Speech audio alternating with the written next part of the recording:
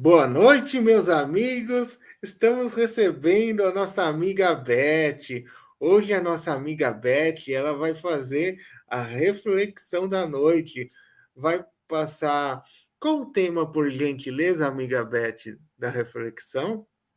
Necessidade da caridade segundo Paulo. Ai, que legal, que bonito o nome do tema. Obrigado, amiga, por estar presente. Sempre uma grande alegria poder receber a Beth, porque ela sempre traz é, temas diferenciados, e eu aprendo bastante com a Beth, com todos. Muito obrigado por estar presente, amiga. Volte sempre. E você pode iniciar com uma prece, encerrar com uma prece quando for encerramento, por favor, amiga. Deus abençoe. E por gentileza, é com você, amiga. Então, amigos queridos, é uma alegria imensa estar aqui, é uma honra receber esse convite, é uma honra ter a amizade do Rodrigo e da família dele, e é uma honra participar como tarefeiro do SEAC. Então, agradeço a Deus, a Jesus, por todas as oportunidades que a vida nos traz e peço que nos abençoe nesses momentos para que possamos entender melhor os ensinamentos do Cristo, colocá-los em prática, servirmos de exemplo aos nossos semelhantes e assim nos tornando cada vez mais pessoas melhores no nosso dia a dia. Que assim seja. Então, nos tornar pessoas melhores a cada dia, né? Então, é esse tema, necessidade da caridade segundo Paulo. Então, Paulo de Tarso, né? Ele nasceu na cidade de Tarso. O nome dele original era Saulo. E Tarso, naquela época, era um centro cultural da Grécia, né? É um centro da cultura grega. E Paulo era, na época, né, como Saulo, era judeu, israelita e tinha a cidadania romana. Isso era um privilégio muito grande. Ele era membro do partido dos fariseus e, como todos os fariseus, perseguia os cristãos. Em certa ocasião, ele partiu furiosamente para a cidade de Damasco, porque ele pretendia destruir lá naquela cidade a comunidade cristã. Mas a caminho de Damasco, ele vê um resplendor, né, que desce do céu, e essa luz lhe diz: Saulo, Saulo, por que me persegues? É o Cristo, né? A gente lê lá nos evangelhos. E Saulo responde: Senhor, que queres que eu faça? E a partir de então, de perseguidor, ele passou a ser o divulgador dos ensinos de Jesus, passou a se chamar Paulo. E ele escreveu 13 epístolas, que são cartas que encontramos lá no Novo Testamento. Então, nossa reflexão de hoje é em cima de uma dessas cartas que Paulo escreveu aos Coríntios, né, lá na cidade, os habitantes da cidade de Corinto. Está lá no capítulo 13, versículos 1 a 7, Paulo, Coríntios, e ele fala da caridade. Muitas pessoas acreditam que a caridade é dar uma esmola, é dar comida para o morador de rua, é assinar uma rifa beneficente, tudo isso é caridade. Mas Paulo de Tarso, aqui nessa carta, nos ensina que a caridade é muito mais do que dar coisas materiais. Inclusive, lá no Livro dos Espíritos, na questão 886, Kardec pergunta qual o verdadeiro sentido da palavra caridade, como a entendia Jesus? E os benfeitores espirituais respondem: benevolência para com todos, indulgência para as imperfeições alheias, perdão das ofensas. E os ensinamentos de Jesus podem ser resumidos em caridade e humildade, que vai nos levar à salvação. Salvação, né? Entre aspas. O que significa essa salvação? A libertação dos males do nosso espírito. E aí, com certeza, nós aos pouquinhos vamos nos libertando dos resgates, das expiações, do sofrimento.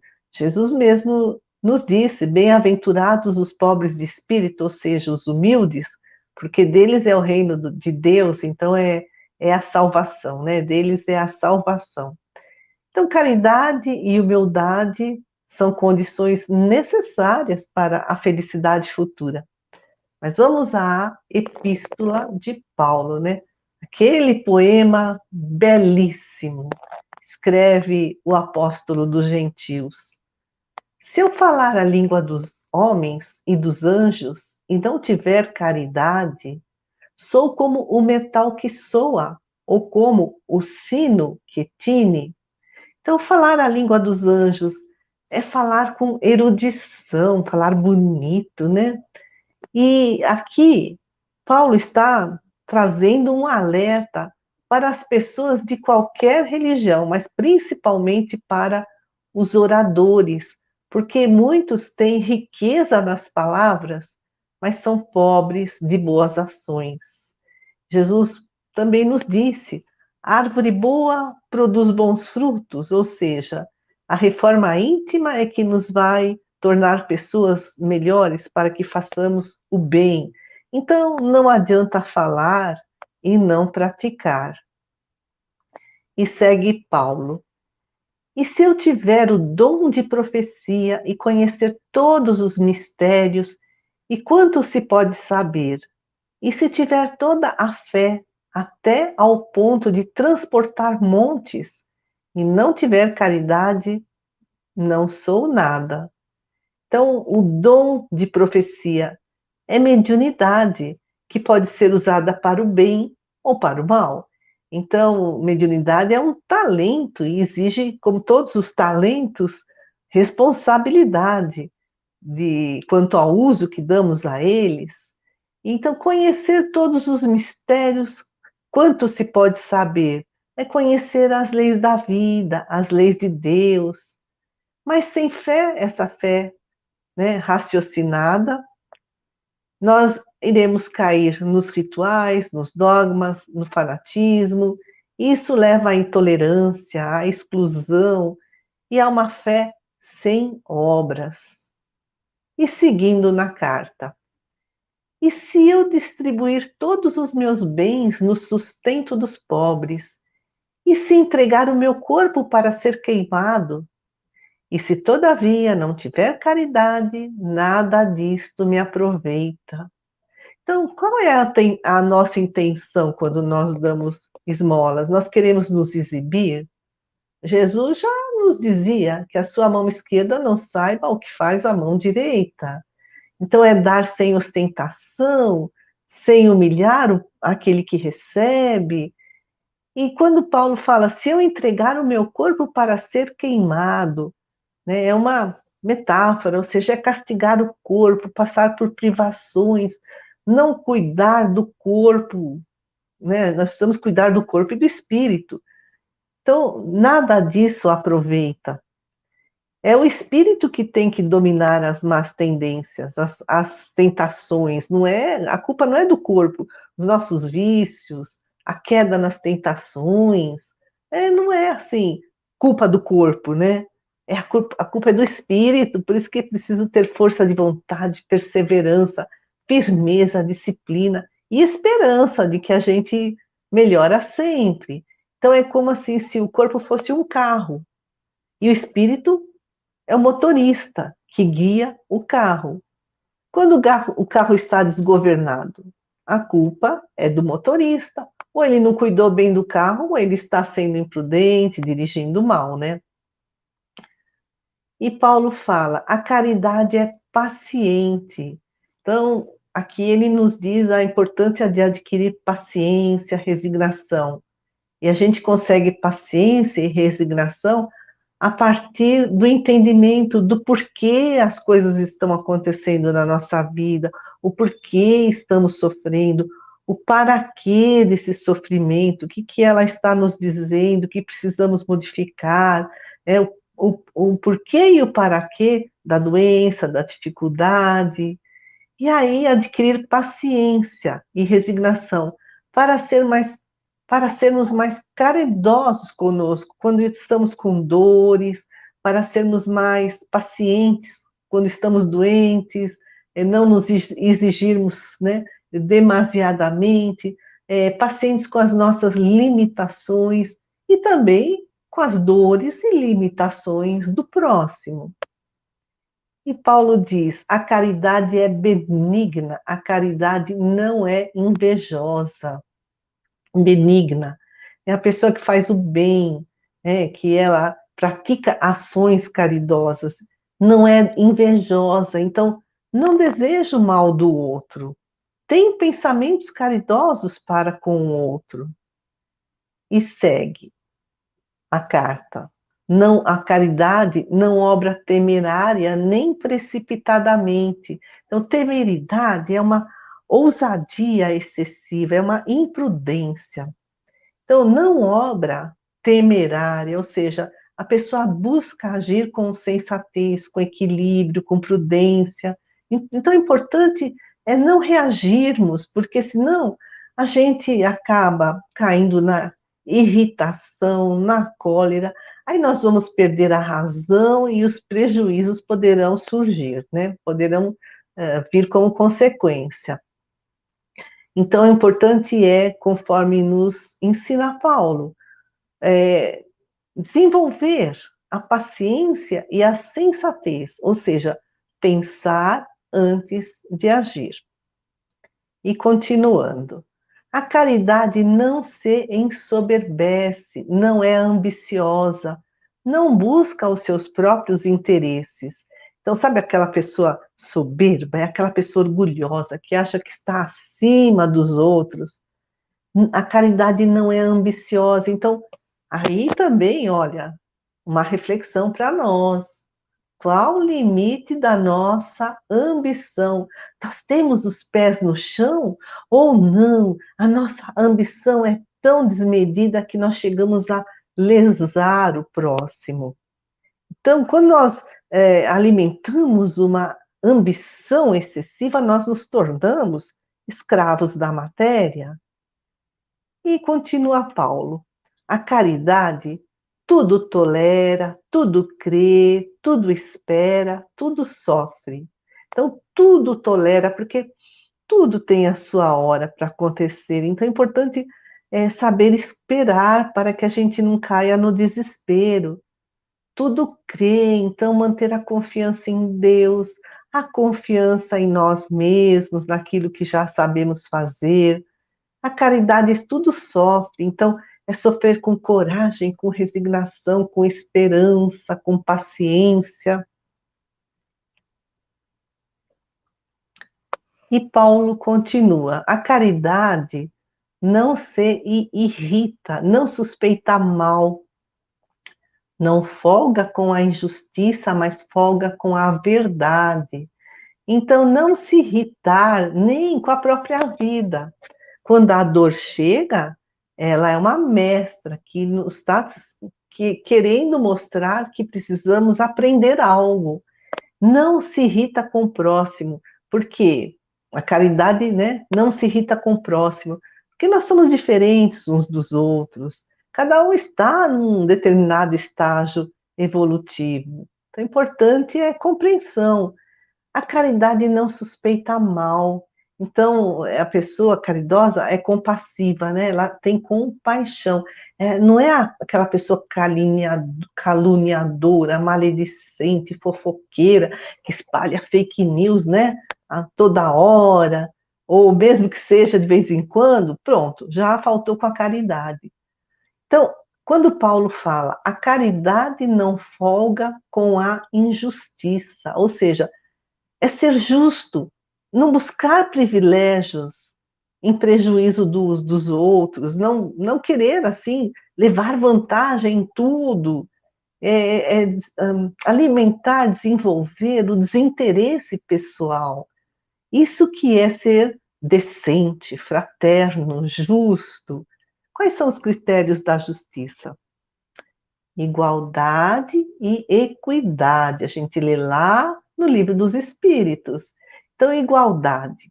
Todas as pessoas têm os mesmos direitos. Equidade. Então, nós não somos iguais ao nascer. Né, uns nascem mais ricos, outros menos ricos, mais bonitos, mais doentes, e tudo por uma questão de merecimento. Então, nós, para sermos caridosos, precisamos ajustar esses desequilíbrios para que todos tenham acesso às mesmas oportunidades, ou seja, dar para quem precisa mais. Por exemplo, tem uma classe lá com 40 alunos, mas tem um aluno que começou a ir mal. O professor vai dar mais atenção para aquele aluno naquele momento de necessidade, vai dar mais apoio, porque em relação aos outros ele está indo mal. Então, tem gente que fala assim também: ah, nasceu pobre, nasceu doente, nasceu aleijado, ele está colhendo o que plantou. Mas o próprio Evangelho nos ensina, o Evangelho segundo o Espiritismo. Nós nunca saberemos quando a prova do outro está no fim. E também não é à toa que nós estamos no caminho dele. Isso é um teste para nós, um teste para nos testar até que ponto vai a nossa caridade. Então, nós precisamos ampliar a nossa visão para além da vida material. E até eu recebi, não sei se no Facebook ou no WhatsApp, uma frase assim que viralizou. Eu achei fantástica. Dizia assim: não adianta falarmos a língua dos anjos se não ouvirmos os gritos dos necessitados. E lá em Mateus, no capítulo 9, versículo 36, né, a gente lê: vendo as turbas, Jesus compadeceu-se delas, porque estavam maltratadas e abandonadas como ovelhas que não têm pastor. Então, turba é a multidão, o povo. Então, aqui Jesus está nos trazendo um alerta, a responsabilidade que tem governantes, educadores, dirigentes em geral, de cuidar do bem-estar do povo, da multidão, da turba. Emmanuel, no livro Fonte Viva, no capítulo 104, psicografado pelo Chico Xavier, também ressalta, né, enfatiza que ver as turbas significa nós nos identificarmos com eles, né, com essas pessoas, com a multidão, reconhecer as suas reais necessidades. Eles estão precisando de pão, de orientação, de rumo, de paz. Qual é a necessidade dessa turba? E Emmanuel fala que as turbas sempre mereceram a atenção carinhosa de Jesus. Nós lemos em várias partes do Evangelho. E nessa pandemia, aumentaram muito o desemprego, as carências de todo tipo. Então, a nossa oportunidade de sermos piedosos, que é aquele sentimento que nos comove diante do sofrimento do outro, para que possamos estender a mão e socorrer. No Evangelho segundo o Espiritismo, no capítulo 13, item 17, a piedade. Eles nos esclarecem que o sentimento mais apropriado para o progresso espiritual é a piedade, porque a piedade doma o egoísmo e o orgulho, olha o termo que eles falam, domar, e nos leva ao desenvolvimento da humildade, da beneficência, do amor ao próximo. Isso é piedade. Então, doma, né? Aí lá no Evangelho fala que a piedade doma o nosso orgulho, o nosso egoísmo. Porque o orgulho e o egoísmo são como cavalos, né? Aqueles vícios desgovernados que precisam ser domados. E aí, continuando na epístola, A caridade nunca jamais há de acabar. Deixem de ter lugar as profecias ou cessem as línguas, ou seja, abolida a ciência. Então, a caridade nunca, jamais há de acabar. Quanto mais evoluímos, maior se torna esse sentimento de caridade. E aí, finalizando, Paulo escreve: agora, pois, permanecem a fé, a esperança e a caridade. Estas três virtudes, porém, a maior delas é a caridade. Então, né, essa epístola, que é um poema belíssimo, nos ensina o que é ser caridoso. Então, a caridade é um conjunto de qualidades morais, intelectuais. Então, é fazer boas obras, é fazer doações desinteressadas, é desenvolver a fé raciocinada, fazer a reforma íntima, ser humilde, ser resignado, perdoar tanto a nós mesmos como ao próximo, é ser prudente, decente, justo e amar o próximo como a nós mesmos. E a caridade, mais a fé, mais a esperança é que nos levarão à salvação. Salvação, né? Entre aspas, porque todos vamos nos salvar, né? Uns mais cedo, outros mais tarde. Depende do esforço de cada um.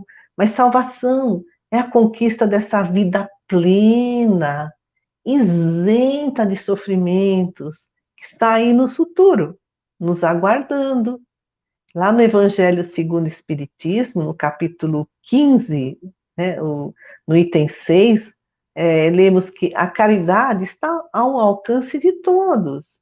Então, a salvação não está nem na verdade, nem na igreja.